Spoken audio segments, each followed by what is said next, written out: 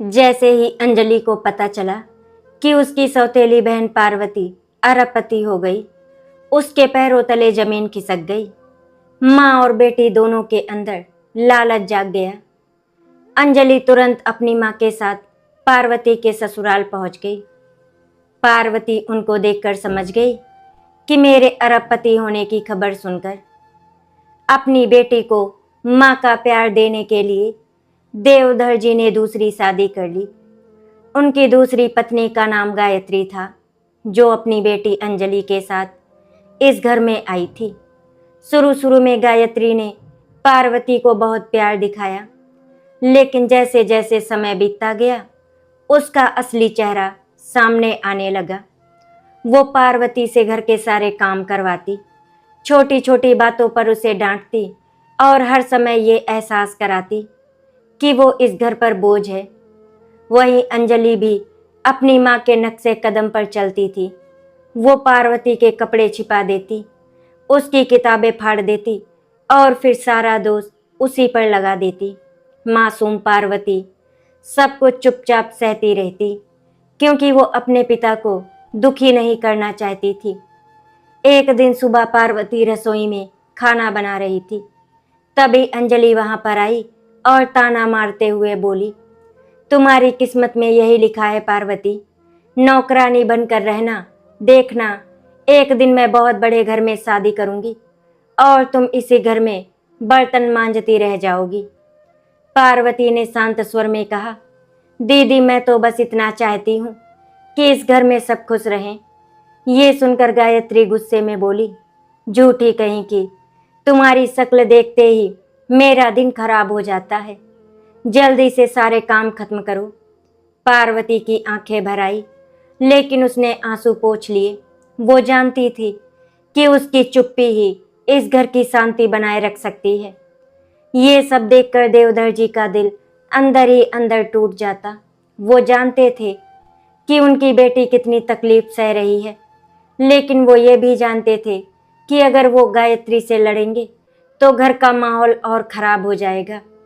एक रात जब सब लोग सो चुके थे, देवधर जी अपने कमरे में बैठे एक पुरानी फाइल को देख रहे थे। उनकी आंखों में आंसू थे। उस फाइल में कुछ जमीन के कागजात थे, जो उनकी पहली पत्नी ने मरने से पहले पार्वती के नाम खरीदे थे।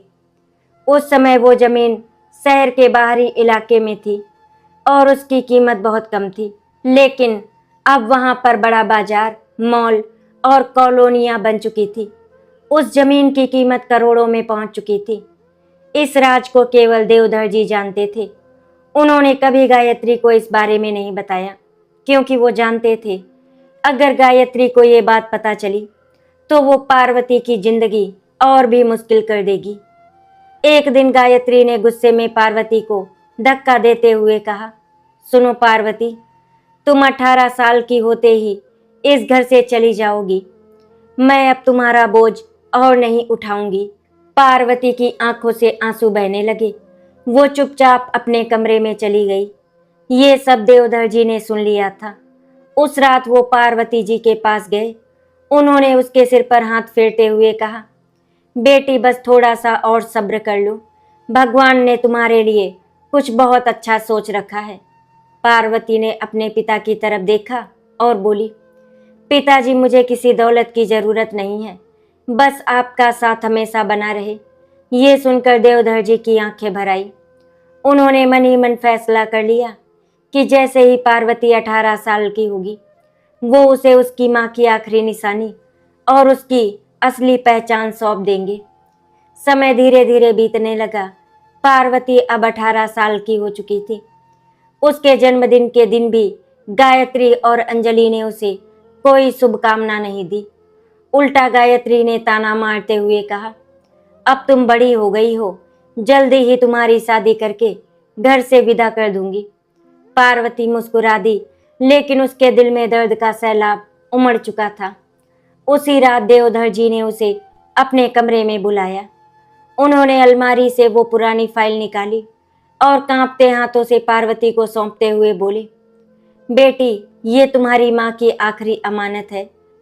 मरने से पहले उन्होंने तुम्हारे नाम कुछ जमीन खरीदी थी। आज उसकी कीमत करोड़ों में है। ये बात मैंने आज तक किसी को नहीं बताई, क्योंकि मैं तुम्हें लालची लोगों से बचाना चाहता था। पार्वती हैरानी से अपने पिता को देखने लगी। उसके हाथ कांप रहे थे। उसने फाइल खोलकर देखी तो उसकी आंखों से आंसू बहने लगे। वो रोते हुए बोली, पिताजी, आपने इतने साल तक ये बात मुझसे भी छिपा कर रखी। देवधर जी ने भारी आवाज में कहा, मैं सही समय का इंतजार कर रहा था बेटी।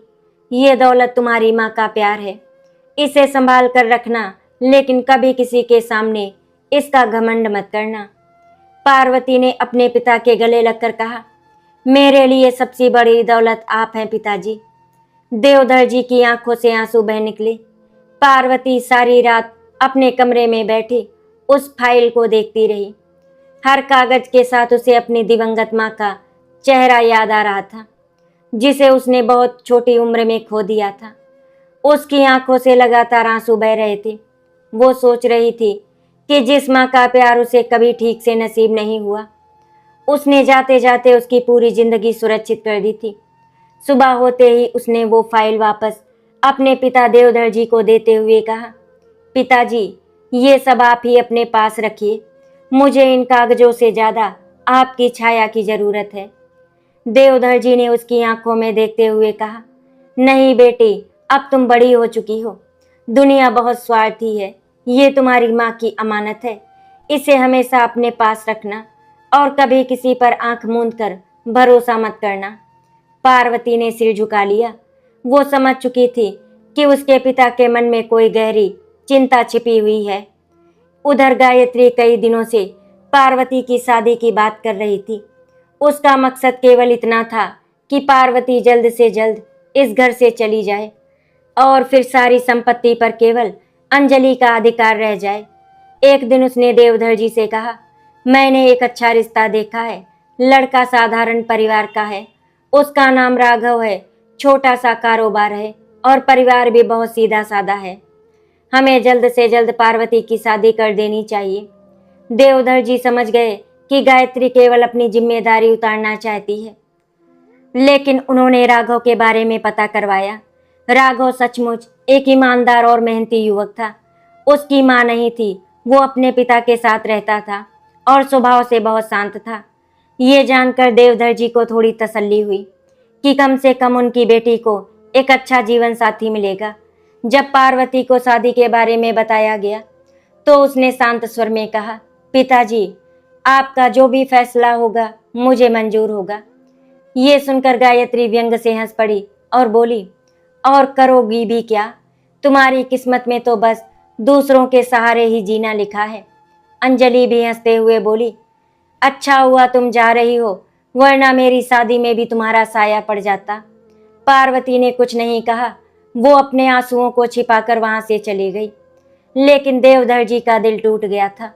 उन्होंने मन ही मन भगवान से प्रार्थना की कि अब उनकी बेटी को और दुख ना मिले। शादी की तैयारियां शुरू हो गई, लेकिन घर का माहौल अजीब था। गायत्री ने जानबूझकर शादी में बहुत कम खर्च किया। पार्वती के लिए साधारण कपड़े खरीदे गए, मामूली गहने बनवाए गए और हर समय उसे ये एहसास कराया गया कि वो इस घर पर बोझ थी। लेकिन देवधर जी ने चुपचाप अपनी सारी बचत बेटी की शादी में लगा दी। उन्होंने किसी को बताए बिना पार्वती के लिए कुछ गहने बनवाए और वो फाइल एक मजबूत लोहे के बक्से में रखकर उसे सौंप दी। उन्होंने कहा, बेटी, इस बक्से को कभी किसी के सामने मत खोलना। जब भी जिंदगी में कोई ज़रूरत आए तभी इन कागजों का इस्तेमाल करना। पार्वती ने पिता के हाथ पकड़ लिए और रोते हुए बोली, पिताजी, मुझे डर लग रहा है। मैं आपको छोड़कर नहीं जाना चाहती। देवधर जी ने कांपती आवाज में कहा, बेटी, हर लड़की को एक दिन अपने घर जाना पड़ता है, लेकिन ये मत समझना कि तुम मुझसे दूर हो जाओगी। मेरा आशीर्वाद हमेशा तुम्हारे साथ रहेगा। आखिर वो दिन भी आ गया जब पार्वती की शादी हो गई। विदाई का समय आया तो वो अपने पिता के गले लगकर फूट फूट कर रोने लगी। उसकी सिसकियां सुनकर वहां मौजूद लोगों की आंखें भी नम हो गईं।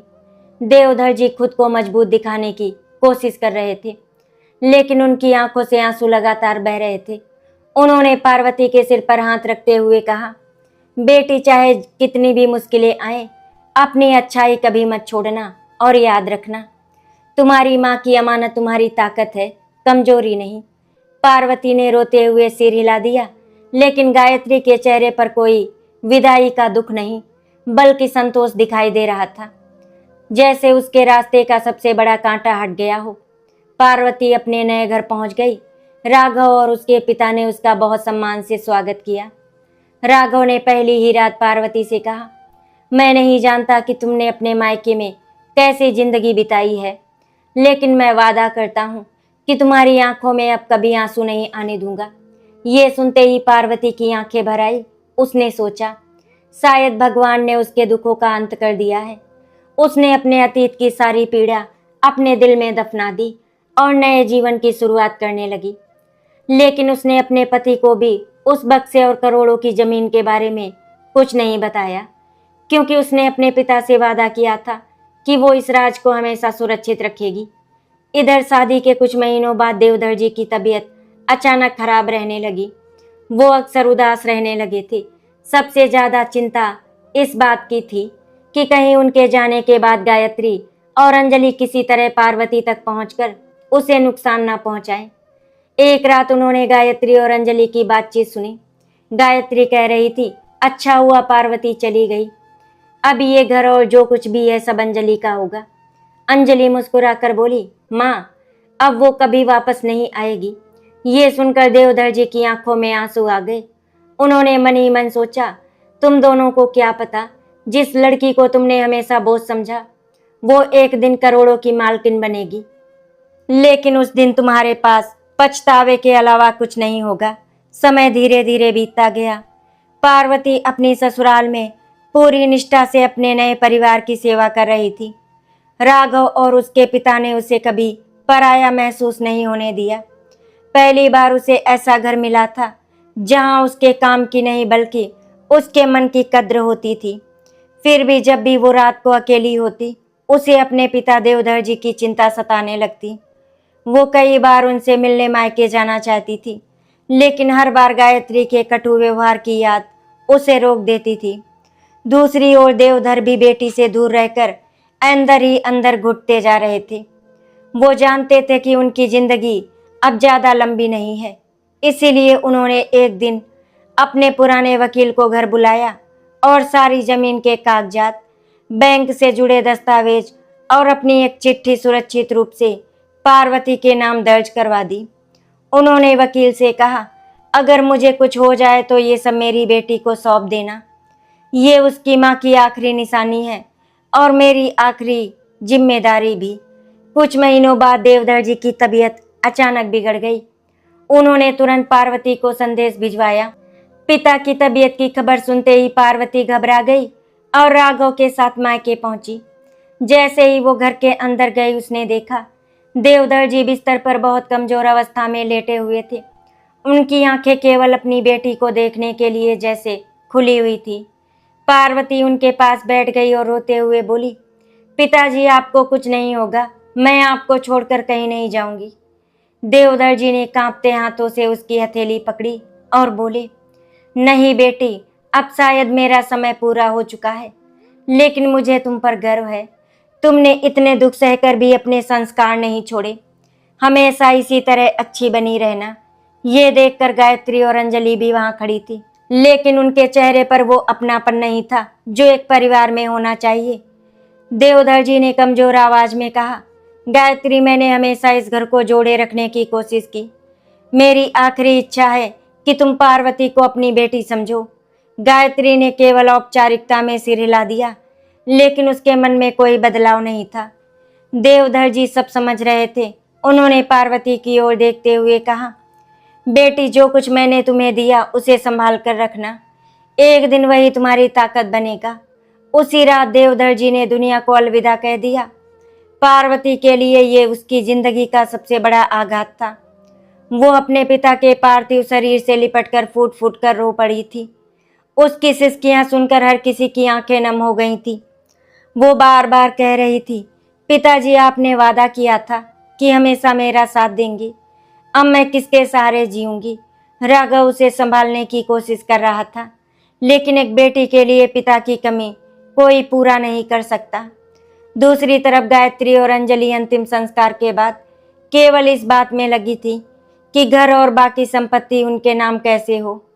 कुछ दिन बाद जब पार्वती अपने ससुराल लौटने लगी, तब देवधर जी के पुराने वकील ने उसे चुपचाप एक लिफाफा दिया।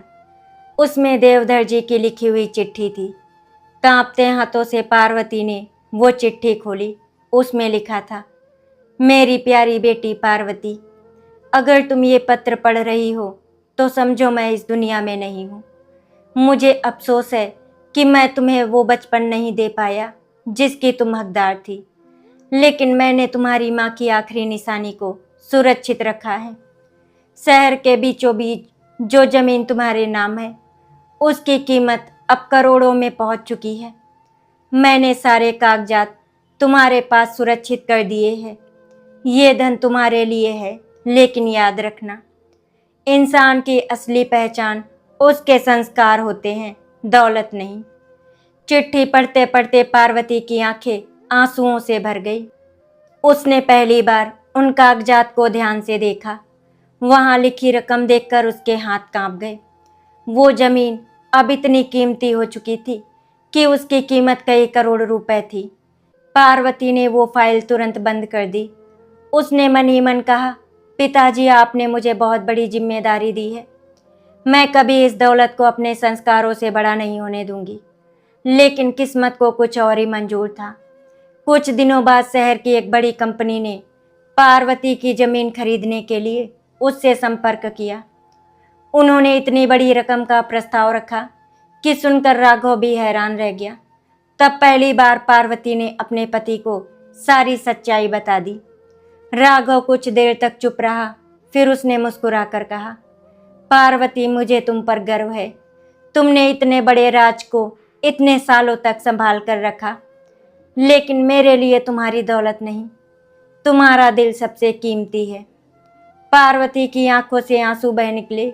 उसे लगा कि भगवान ने उसके जीवन में सचमुच एक अच्छा साथी भेजा है। उसने जमीन बेचने का फैसला किया, लेकिन ये तय किया वो उस पैसे का उपयोग केवल अपने परिवार और ज़रूरतमंद लोगों की मदद के लिए करेगी।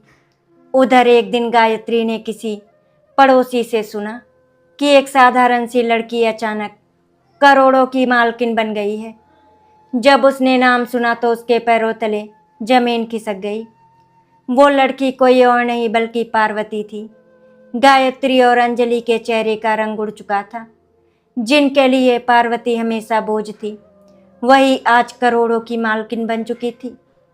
उसके मन में अब पछतावा नहीं, बल्कि एक नया लालच जन्म लेने लगा था। वो बार बार अपने सिर पर हाथ मारते हुए कहने लगी, ये कैसे हो सकता है? जिस लड़की को मैंने हमेशा बेबस और गरीब समझा, वो इतनी बड़ी मालकिन कैसे बन गई? अंजलि भी घबराई हुई थी, लेकिन कुछ ही देर बाद उसकी आंखों में हैरानी की जगह लालच ने ले ली। उसने अपनी माँ से कहा, माँ, अब चाहे जो हो जाए, हमें पार्वती से फिर से रिश्ता बनाना होगा। आखिर वो हमारी बहन है। अगर वो चाहे तो हमारी सारी परेशानियां खत्म कर सकती है। गायत्री ने तुरंत हामी भर दी। जिस पार्वती को वो सालों तक अपनी बेटी मानने से इनकार करती रही, आज उसी को अपनाने की योजना बनाने लगी। उधर पार्वती ने करोड़ों रुपए मिलने के बाद भी अपने स्वभाव में कोई बदलाव नहीं आने दिया। उसने सबसे पहले अपने पिता देवधर जी की याद में एक छोटा सा विद्यालय बनवाने का फैसला किया, ताकि गरीब बच्चों को अच्छी शिक्षा मिल सके। उसने कई ज़रूरतमंद परिवारों की मदद की, लेकिन उसने कभी अपने धन का दिखावा नहीं किया। राघव भी हर कदम पर उसका साथ देता था। एक दिन राघव ने मुस्कुराकर कहा, पार्वती, भगवान ने तुम्हें ये दौलत इसीलिए दी है क्योंकि तुम्हारा दिल बहुत बड़ा है। पार्वती की आंखें नम हो गई। उसने आसमान की ओर देखते हुए कहा, ये सब मेरे पिताजी और मेरी माँ का आशीर्वाद है। अगर उन्होंने मुझे अच्छे संस्कार ना दिए होते तो शायद मैं भी इस दौलत के घमंड में खो जाती। इसी बीच एक दिन अचानक गायत्री और अंजलि बिना बताए पार्वती के घर पहुंच गई। दरवाजा खुलते ही पार्वती कुछ क्षण के लिए स्तब्ध रह गई। उसने कभी नहीं सोचा था कि जो लोग उसे हमेशा अपमानित करते हैं वे एक दिन उसके घर आएंगे। गायत्री ने पहली बार उसके सिर पर हाथ फेरने की कोशिश करते हुए कहा, कैसी हो बेटी? हमें तुमसे मिले बहुत दिन हो गए थे, इसीलिए तुम्हें देखने चले आए। पार्वती उनकी आंखों में झांक रही थी। वो समझ चुकी थी कि ये प्यार उनका अचानक क्यों जागा है, लेकिन उसने अपने संस्कारों के अनुसार उन्हें घर के अंदर बुलाया और आदर के साथ बैठाया।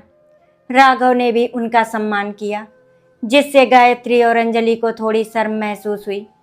कुछ देर बाद अंजलि ने इधर उधर की बातें करते हुए कहा, पार्वती, हम पे तुम पर बहुत गर्व है। तुमने इतनी बड़ी सफलता हासिल की है।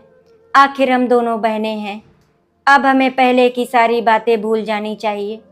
ये सुनकर पार्वती के चेहरे की हल्की मुस्कान आ गई, लेकिन उसके दिल में पुराने जख्म फिर भी ताजा हो उठे।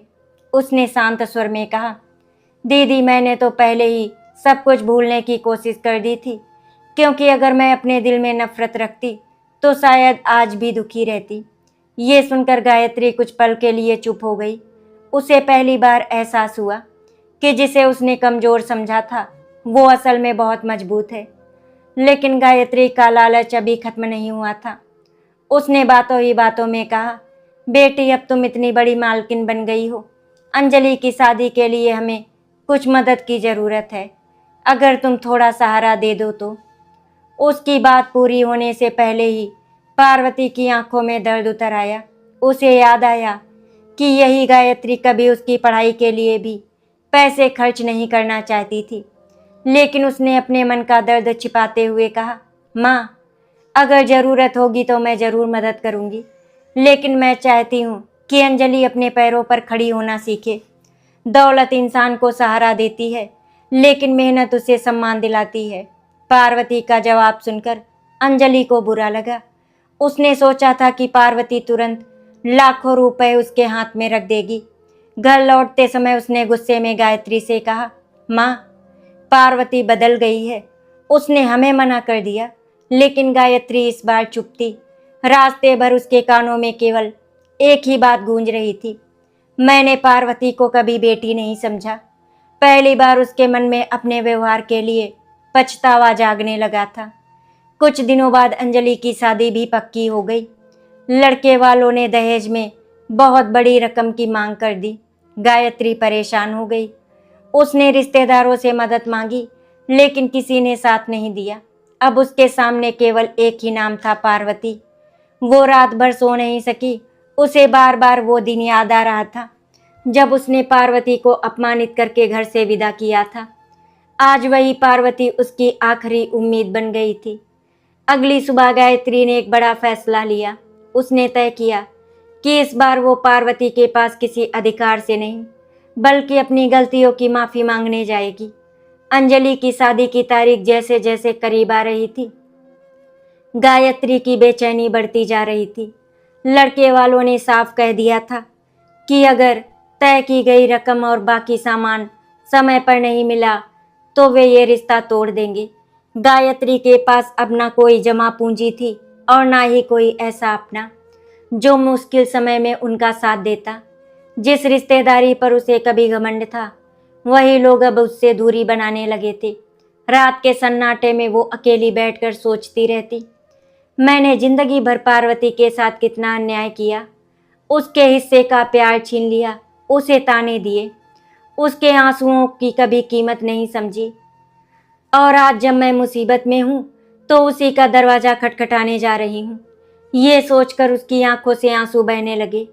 अंजलि भी अब पहले जैसी घमंडी नहीं रही थी। उसने पहली बार अपनी माँ से कहा, माँ, अगर पार्वती दीदी हमारी मदद ना करे तो उन्हें दोष मत देना। हमने उनके साथ अच्छा व्यवहार कभी किया ही नहीं। अगले दिन गायत्री और अंजलि भारी मन से पार्वती के घर पहुंची। दरवाज़ा खुला तो सामने पार्वती खड़ी थी। उसे देखकर दोनों की नज़रें झुक गईं। कुछ पल तक कोई कुछ नहीं बोला। फिर अचानक गायत्री की आंखों से आंसू बह निकले। वो कांपते कदमों से आगे बढ़ी और पार्वती के सामने हाथ जोड़कर खड़ी हो गई। उसकी आवाज़ भर्रा गई थी, पार्वती मुझे माफ कर दो, मैंने तुम्हारे साथ हमेशा अन्याय किया। मैं कभी तुम्हारी माँ नहीं बन सकी। मैंने तुम्हें केवल दुख दिए, लेकिन आज मैं किसी अधिकार से नहीं बल्कि एक अपराधी बनकर तुम्हारे सामने खड़ी हूँ। अगर हो सके तो मुझे माफ कर देना। ये कहते कहते गायत्री फूट फूट कर रोने लगी। अंजलि भी रोते हुए बोली, मैं भी बहुत गलत थी। मैंने हमेशा आपका मजाक उड़ाया, आपको नीचा दिखाया, लेकिन आपने कभी हमारे लिए बुरा नहीं सोचा। पार्वती की आंखें भी नम हो गईं। उसके सामने बचपन से लेकर आज तक के सारे दृश्य घूमने लगे। वो अकेली बच्ची जो माँ के प्यार के लिए तरसती रही, वो लड़की जो हर ताने को चुपचाप सहती रही, वो बेटी जिसने अपने पिता की आंखों में अपने लिए दर्द देखा। उसके दिल में पुराने घाव अभी भी थे, लेकिन उसके संस्कार उससे कहीं बड़े थे। उसने आगे बढ़कर गायत्री के जुड़े हुए हाथ पकड़ लिए और भर्राई आवाज में बोली, माँ, आपसे मुझे बहुत शिकायतें थी, लेकिन मैंने कभी आपसे नफरत नहीं की, क्योंकि मेरे पिताजी ने मुझे सिखाया था कि नफरत इंसान को अंदर से तोड़ देती है। अगर आज आप अपनी गलती मान रही हैं, तो मेरे लिए यही सबसे बड़ी बात है। ये सुनते ही गायत्री और जोर जोर से रोने लगी। उसने पहली बार पार्वती को गले लगाया। ये वही आलिंगन था जिसका इंतजार पार्वती ने बचपन से किया था। उसके आंसू रुक नहीं रहे थे। राघव ये दृश्य देखकर भावुक हो गया। उसने मन ही मन देवधर जी को याद किया और सोचा, आज आपकी बेटी ने साबित कर दिया कि असली अमीरी दौलत में नहीं बल्कि दिल की अच्छाई में होती है। कुछ देर बाद गायत्री ने कांपती आवाज में अंजलि की शादी की परेशानी बताई। उसने कहा, बेटी, मैं मदद मांगने आई हूँ, लेकिन अगर तुम मना कर दो तो भी मुझे कोई शिकायत नहीं होगी, क्योंकि मैंने तुम्हारे साथ वही किया था जिसका दर्द मैं आज महसूस कर सकती हूँ। पार्वती ने बिना एक पल गवाए कहा, माँ, अंजलि मेरी बहन है, उसकी शादी अच्छे से होगी, आप चिंता मत कीजिए। गायत्री और अंजलि ने हैरानी से उसकी ओर देखा। जिस लड़की को उन्होंने जीवन भर रुलाया, वही आज उनके आंसू पोंछ रही थी। पार्वती ने अंजलि की शादी की पूरी जिम्मेदारी अपने ऊपर ले ली। उसने अच्छे से अच्छे कपड़े, गहने और जरूरी सामान का इंतजाम किया, लेकिन उसने ये सब बिना किसी दिखावे के किया। शादी के दिन जब अंजलि दुल्हन के रूप में तैयार हुई, तो उसकी आंखों में खुशी के साथ पश्चाताप भी था। उसने पार्वती का हाथ पकड़कर कहा, दीदी, मैंने आपको हमेशा सौतेली बहन माना, लेकिन आज समझ आया कि सगी बहन कैसी होती है। आपने मेरे लिए वो सब किया जो शायद मैं कभी आपके लिए नहीं कर पाती। पार्वती ने मुस्कुराते हुए उसके आंसू पोंछ दिए और कहा, रिश्ते खून से नहीं दिल से बनते हैं अंजलि। अब पुरानी बातें भूल जाओ और अपनी नई जिंदगी की शुरुआत करो। शादी बहुत धूमधाम से संपन्न हुई। हर कोई पार्वती की तारीफ कर रहा था। लोग कह रहे थे, इतनी दौलत होने के बाद भी उसके मन में जरा सा भी घमंड नहीं है। ये सुनकर गायत्री की आंखें फिर भर आई। उसने अपनी गलतियों पर पहले से कहीं ज्यादा पछतावा हो रहा था। उसने मन ही मन देवधर जी से माफी मांगी और सोचा, आपकी बेटी सच में बहुत बड़ी निकली। मैं उसे कभी समझ ही नहीं पाई। अंजलि की शादी के बाद घर एकदम सूना हो गया था। जिस घर में कभी उसकी हंसी गूंजती थी, वहां अब सन्नाटा पसरा रहता था। गायत्री अक्सर अकेली बैठी रहती और अपने बीते हुए जीवन के बारे में सोचती रहती। उसे हर दिन अपनी गलतियां याद आती। कभी वो पार्वती को छोटी छोटी बातों पर डांटती, कभी उसे भूखा सुला देती थी, तो कभी उसे ये एहसास कराती थी कि वो इस घर पर बोझ है। लेकिन आज वही पार्वती उसके जीवन का सबसे बड़ा सहारा बन चुकी थी। उसकी आंखों से आंसू बह निकले। वो तस्वीर से बातें करते हुए बोली, देवधर जी, मैंने आपकी बेटी के साथ बहुत अन्याय किया। मैं कभी उसकी माँ नहीं बन सकी। उधर पार्वती अपनी ससुराल और अपने कामों में व्यस्त थी, लेकिन उसने कभी गायत्री को अकेला महसूस नहीं होने दिया। वो हर दूसरे तीसरे दिन उससे मिलने आती, उनके लिए खाना बनाती, दवाइयों का ध्यान रखती और घंटों उनके पास बैठकर बातें करती। गायत्री कई बार उसे देखती और सोचती कि ये वही लड़की है जिसे उसने बचपन से केवल दर्द दिया था। एक दिन वो अपने आंसू रोक नहीं पाई। उसने पार्वती का हाथ पकड़कर कहा, बेटी, भगवान ने मुझे मेरे कर्मों की सजा दे दी। माँ, आप ऐसा मत कहिए। अगर मैं आपको माफ़ ना करती तो मेरे पिताजी की आत्मा को कभी शांति नहीं मिलती। उन्होंने हमेशा मुझे यही सिखाया था कि रिश्तों को तोड़ना आसान होता है, लेकिन उन्हें जोड़ना बहुत मुश्किल। मैं नहीं चाहती थी कि हमारे परिवार में हमेशा के लिए दूरियां रह जाएं। ये सुनकर गायत्री फूट फूट कर रोने लगी। उसने पार्वती को अपने सीने से लगा लिया। पार्वती भी अपनी माँ के सीने से लगकर रो रही थी। शायद ये वो प्यार था जिसका इंतजार उसने बचपन से किया था। आशा करती हूँ आपको हमारी कहानी अच्छी लगी होगी। अगर आपको हमारी कहानी अच्छी लगी तो वीडियो को लाइक एंड शेयर करें, चैनल को सब्सक्राइब करें। वीडियो देखने के लिए आप सभी का बहुत बहुत धन्यवाद।